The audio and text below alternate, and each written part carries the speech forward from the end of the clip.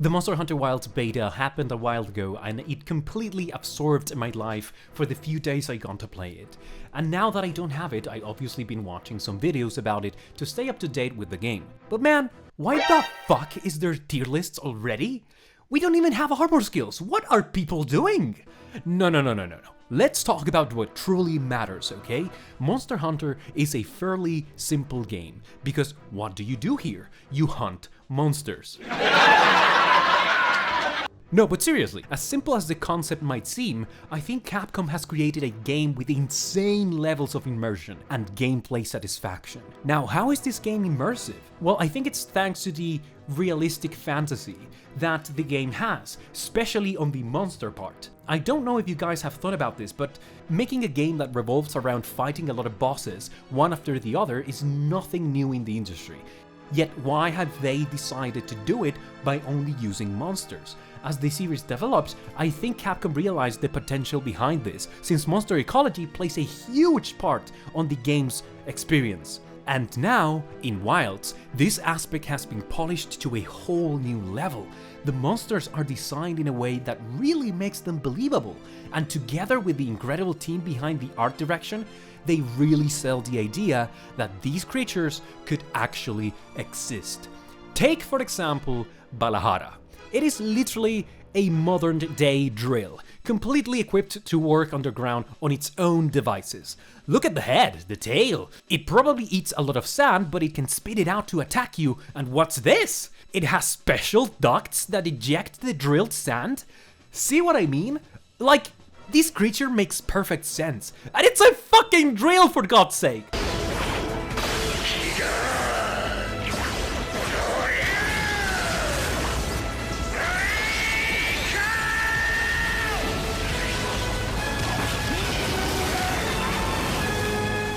Since Monster Hunter World, Capcom has really tried to expand on the monster's behavioral patterns and evolutionary traits.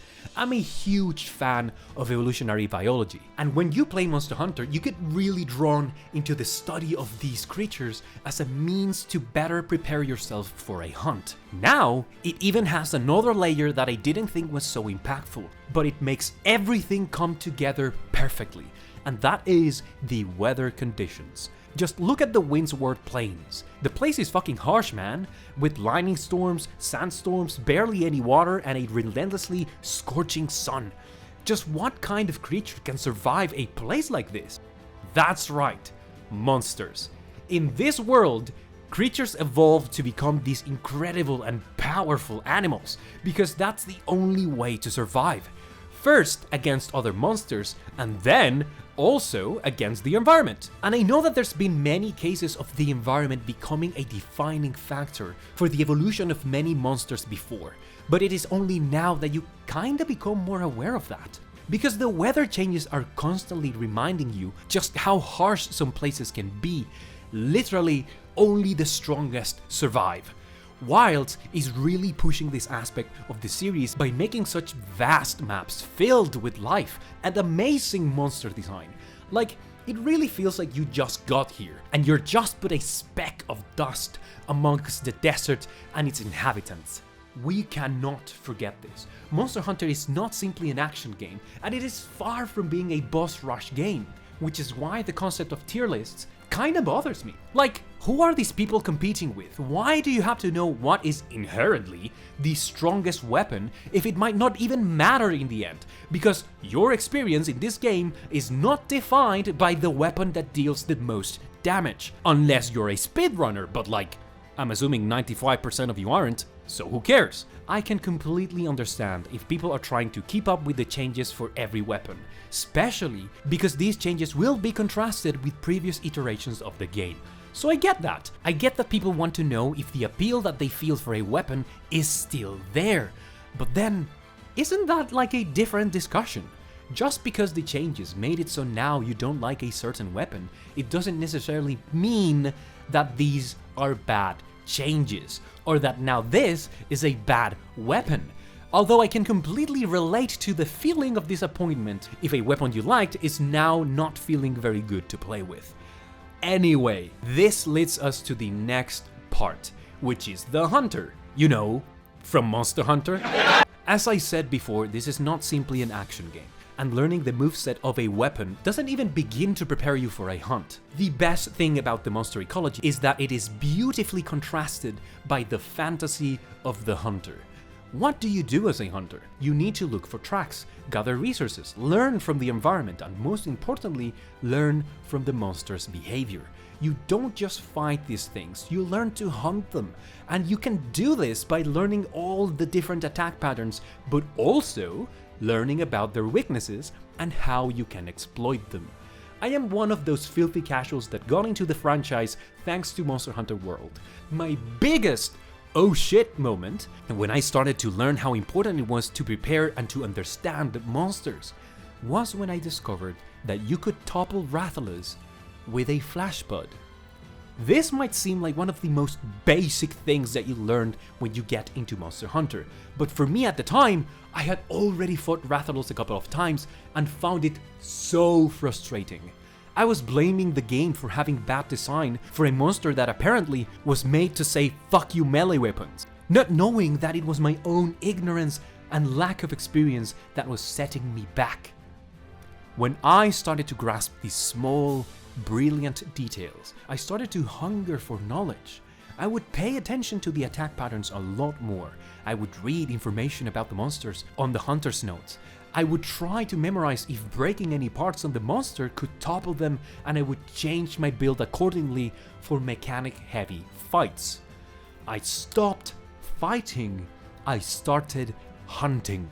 And now, in Wilds, you can see even more aspects like this. With monsters like Valhalla, screamer pods feel rather valuable now, as there might be a lot of monsters that fight underground. Dealing with Doshiguma packs furthers the hunter fantasy even more, as you have to separate one from the group, very much like lions do to hunt prey. And what is probably the best example of how hunter fantasy converges with monster ecology is fighting Rei Dao. Many people might know this by now, but I want to add a layer of narrative to this interaction in the fight with this monster. If you paid close attention when fighting Rei Dao, you'll notice that when it does its strongest lightning attack, his head, even though you haven't wounded it, can glow red, giving you a chance to do a focus attack. So, picture this.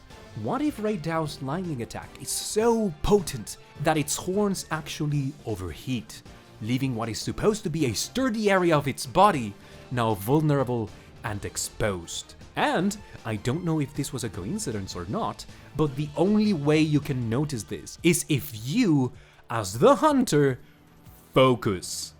You can only see Rei Dao's brief moment of weakness after its strongest attack if you closely analyze and study its traits and behaviors. This is only one example, but it seems to me that this is the core of the design in Monster Hunter Wilds, an incredible convergence between monster ecology and hunter fantasy. And this is a very timely arrival to the series. After the release of Monster Hunter Rise, there was probably, for the first time ever, a clear divide between the fans because people were constantly comparing it to World. So there were those who liked Monster Hunter as a hunting simulator and those who liked it as an action combat adventure game. So, at least in my opinion, it feels to me that Wilds is trying to close the gap between these two aspects of the game, and thus it can bring the community closer together by appealing to different types of players. Monster ecology is filled with details that you can explore and things you can discover about the world. And the weapon changes are bringing flashy and dynamic ways in which you can approach combat by having more options than ever. And I wish I could end the video here, because there's something else that we cannot ignore. It is already a widely known issue by now, and it's the fact that Wilds seems rather inaccessible. A lot of people reported problems and made posts on the internet showing just how poor the performance can be with even some of the best equipped systems out there. It really seems like unless you have cutting-edge technology, you won't enjoy Wilds to the fullest. Now, I know me, and I know that even if monsters look like origami polygons, I'll still play the game. That's how much hype I have for it. And it isn't the first time that my lack of resources doesn't stop me from trying out different games, even when they look like trash. However, I know that this might be a deal breaker for a lot of people. And it is such a weird feeling for me, because it seems that for the longest time, Monster Hunter was this charming, quote-unquote, low-poly game up until World. But now, I do think that Capcom took it a bit too far. And we can only hope that there's something that can be done, not on release, but at least over time, to optimize the game to a point where it is more playable for people with lower-end systems.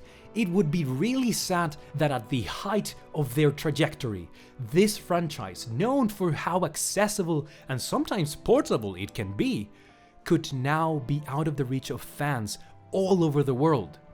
I don't think they can do much between the beta and the release, but one can only hope that they do something eventually about this.